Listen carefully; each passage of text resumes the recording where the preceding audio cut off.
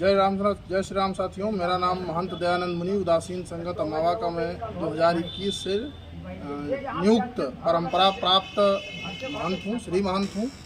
और मेरे संप्रदाय और मेरे समाज के द्वारा, मेरे गुरु प्रणाली और परंपरा के संतों के द्वारा मुझे मनोनीत किया गया है 2021 से। उसके बाद शक्ति मुनि और प्रबंधन कमेटी के बीच में आपस में विवाद लंबे समय से चल रहा था, 2017 के बाद से ही।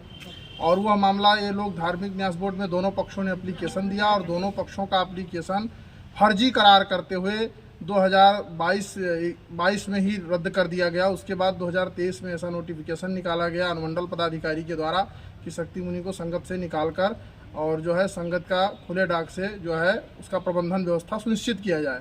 लेकिन अंचलाधिकारी की रिपोर्ट के पश्चात अंचलाधिकारी ने जब जांच रिपोर्ट बनाई तो अंचलाधिकारी कर्मचारी ने तो जांच रिपोर्ट में भी यही बात आई, सत्यता आई।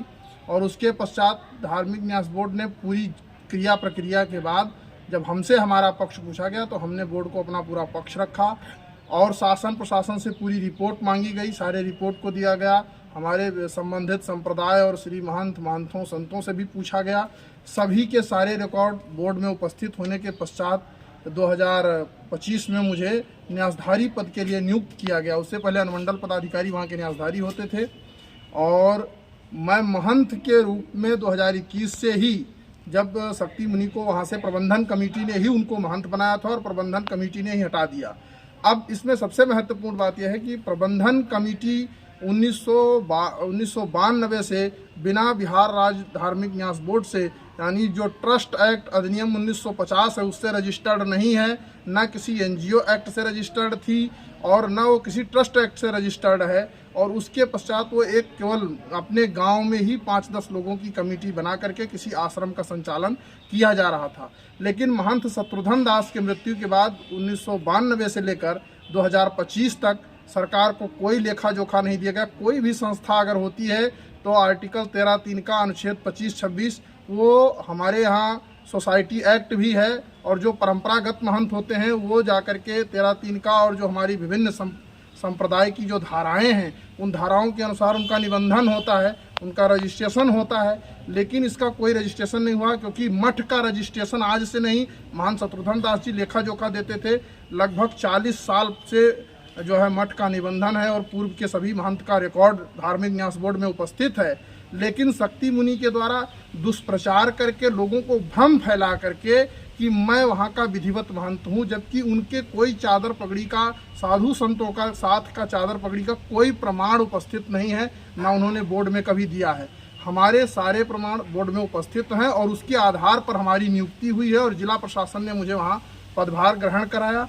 लेकिन कुछ उन्मादिक तत्वों के द्वारा, जिन्होंने संगत की भूमि, भवन, मकान, चल अचल संपत्तियों पर अपना नियंत्रण रखते हैं, उन लोगों के द्वारा मेरे साथ अभद्र व्यवहार और मारपीट और छीना झपटी की आदि चीज़ें की गई हैं। और उस दिन हमारे पूर्वजों का श्राद्ध का जो कार्यक्रम था उस कार्यक्रम में पूरी तरह व्यवधान उत्पन्न किया गया और स्थानीय प्रशासन ने बहुत प्रयास किया, लेकिन फिर भी उपद्रवियों को अभी तक गिरफ्तारी अभी तक नहीं हो पाई है। हम प्रशासन से यही मांग करते हैं कि सभी उपद्रवियों को जल्द से जल्द दंडित किया जाए, क्योंकि पूर्व में 2 महंतों की हत्या हो चुकी है। और इसी प्रकरण में जो लोग आज शक्ति मुनि के साथ लाठी लेकर या अवैध हथियार लेकर हमको मारने के लिए ढूंढ रहे हैं या धमकियां दे रहे हैं, उन लोगों से मेरा कहना यह है कि जिस दिन शक्ति मुनि को मारकर खोपड़ी फोड़ दिया गया था उस दिन आप लोग कहाँ थे? आपने क्यों नहीं उनके पक्ष में गवाही दिया? एक भी व्यक्ति गवाही देने के लिए नहीं गया, ना उनका इलाज करने के लिए गया। हमारे साधु समाज के लोगों ने उनका इलाज करवाया, हम लोगों ने उनको देखा और सुरक्षित रखा। उसके बाद में आज गांव के लोग, अब मामला यहाँ ये है कि जो सातो सिंह हैं, शंकर सिंह हैं और सुरेश सिंह हैं, इन लोगों का पारिवारिक विवाद है। उस विवाद को प्रतिष्ठा में लेकर के इस मामले को मठ में ला करके और इसको सार्वजनिक रूप से जो है अपने परिवार को प्रताड़ित करने के लिए या मठ पर कब्जा करने के लिए, यही 2 उद्देश्य है इनका कि मठ पर कब्जा कर लें और जो इनका परिवार है उसको वहाँ से, क्योंकि सुरेश सिंह भी मठ के जो है पूर्व में जो कथित न्यास समिति थी उसके अध्यक्ष थे और अब ये लोग भी वही काम करना चाहते हैं। तो ये बहुत वर्षों से जो विवाद चल रहा है वो केवल कथित लोगों के कारण से है और मैं प्रशासन से आग्रह करता हूं कि ऐसे कथित व्यवस्थाओं को समाप्त किया जाए। बिहार में सुशासन की सरकार लाई जाए और प्रशासनिक आदेश और संप्रदाय की मर्यादा और परंपरा की रक्षा की जाए। यही मेरा आग्रह है। महंत बनाने हटाने का अधिकार किसी को नहीं है। केवल संप्रदाय और गुरु प्रणाली के, गुरु परंपरा के जो संत महंत होते हैं उन्हीं को बनाने का और हटाने का अधिकार होता है, जिसमें से सारे लोग हमारे पक्ष में सिग्नेचर, दस्तखत और गवाही सब जगह दिए हुए हैं। और जो शक्ति मुनि के जो नियुक्ति हुई थी वह प्रबंधन कमेटी के द्वारा हुई थी, ना कि भेष भगवान के द्वारा हुई थी। हमारी नियुक्ति भेष भगवान और परंपरा संप्रदाय के द्वारा हुई थी।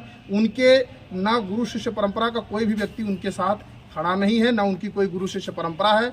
ये जो उदासीन संगत अमावा है, ये हमारा भगत भगवान पूरब पंगत और उदासीन संप्रदाय का मठ है, हमारी गुरु प्रणाली का है। मैं उस पीठ का श्री महंत हूँ, उसकी मुख्य गद्दी की मैं जो फुलवारी शरीफ संगत है मैं उसका श्री महंत हूँ। इस नाते मेरा आधिपत्य बनता है कि जहाँ भी भगत भगवान की गद्दियाँ विरक्त या बर्बाद हो रही हैं वहाँ हम हस्तक्षेप करें, वहाँ नए महंत बनाएं, वहाँ नए महंत की नियुक्ति करें। इस अधिकार से हमने वहाँ जो गड़बड़ी हुई है उस गड़बड़ी को हम ठीक करना चाहते हैं। लेकिन कुछ लोग अपने निजी स्वार्थ के हित में लगभग 1.5 लाख रुपया 2 लाख रुपया बांट करके और लोगों को हमारे विरुद्ध उकसा करके ला करके खड़ा किया गया है और हमारे विरोध में नाना प्रकार की दुष्प्रचार चीज़ें की गई हैं। पूर्व में भी सोशल मीडिया के माध्यम से मेरे नाम से फर्जी आईडी बना करके भी दुष्प्रचार किया गया है, जिसकी सूचना फुलवारी थाना, रजौली थाना एवं अन्य संबंधित थानों को दी गई है। 15 मई को अमामा संगत में संभवतः भंडारे का कार्यक्रम था, उस दिन भी विवाद हुआ है। महंत पद को लेकर के वहाँ पर क्या विवाद है, ये बताया जाए। महंत पद को लेकर कोई विवाद नहीं है, किसी के पक्ष में कोई पेपर नहीं है। जो भी पेपर है, क्योंकि महंत की नियुक्ति केवल गुरु और शिष्य परंपरा से होती है। जो उस गुरु जिस प्रणाली का आश्रम होता है उसी परंपरा के महंत वहाँ नियुक्त किए जाते हैं। शक्ति मुनि को हमारे परंपरा का कोई ज्ञान नहीं है और हमारे संप्रदाय ने उनको पूर्व में ही पंचायती अखाड़ा ने उनको निष्कासित कर दिया है, बहिष्कृत कर दिया है। उसके पत्र भी परिषद को जारी किया है और उस आदेश में जब उस समय मेरा कोई लेना देना नहीं था इस मामले से और अखाड़े के पत्राचार के आधार पर जो है उनको जो है निष्कासित किया गया है और बोर्ड से भी निष्कासित किया गया है। वो कभी न्यासधारी के मान्यता महंत के रूप में मान्यता प्राप्त किसी शासन तंत्र ने उनको मान्यता नहीं दी। 15 मई को जब आपने पुलिस को सूचना दी थी तो पुलिस उस दिन घटनास्थल पर पहुंची थी और आपके द्वारा थाने को आवेदन भी दिया गया था, इसके बारे में बताइए। इसके बारे में प्रशासन थोड़ा हम पहले से भी माननीय अनुमंडल पदाधिकारी ने पहले से इस चीज़ का संदेह पत्र जारी किया था। अंचलाधिकारी और थाना प्रभारी को इस चीज़ की देख रेख करने के लिए कहा गया था कि आप निगरानी रखिए, कोई गड़बड़ी होती है। हमने सुरक्षा भी मांगी थी, लेकिन प्रशासन ने हमको सुरक्षा देने में बहुत बड़ी लापरवाही की है। लेकिन हमको बचा के वहाँ से लाने में भी प्रशासन की एक बहुत सराहनीय कार्य है और जिन लोगों के ऊपर FIR हुआ है उनकी जो गिरफ्तारी नहीं हो रही है, ये प्रशासन की लापरवाही है। लेकिन वहाँ से हमको बचा करके लाना और वहाँ पदस्थापित करना, ये प्रशासन का कार्य सराहनीय है। लेकिन जो अपराधी हैं वो खुलेआम घूम रहे हैं, ये प्रशासन की लापरवाही है।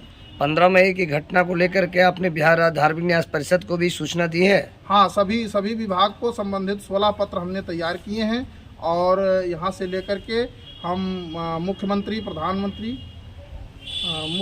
प्रधानमंत्री, राष्ट्रपति और संबंधित सभी पदाधिकारियों को जो है हम ये पत्र लिख रहे हैं। इसमें प्रतिलिपि है पूरी और इसमें पूरा मामला है। और जो लोग हैं वो पूरी तरह संपत्ति को केवल हड़पने का विवाद है और संपत्ति पर लोग अपना आधिपत्य चाहते हैं। जिस प्रकार से भिन्न भिन्न संगतों का छिन्न भिन्न हुआ, जिस प्रकार से आप रजौली संगत को देखते हैं कि लोगों ने लूट कर बर्बाद कर दिया, उसी प्रकार से अमावा संगत जो बचा बचाया मठ अभी बिहार में दिखाई दे रहा है, ठाकुर जी का राग भोग हो रहा है, उन सारे मठों को जो है बर्बाद करने के लिए ऐसा प्रयास हो रहा है। और जो शक्ति मुनि के द्वारा वहाँ धान उगाई किया गया, संपत्ति प्राप्त की गई, वो सारा अपने निजी खर्च में किया गया। और यह भी जो है धार्मिक न्यास बोर्ड के आदेश में है कि वो परिवार वाले हैं, घर गृहस्थी हैं, उनका जो है विरक्ति से कोई लेना देना नहीं है।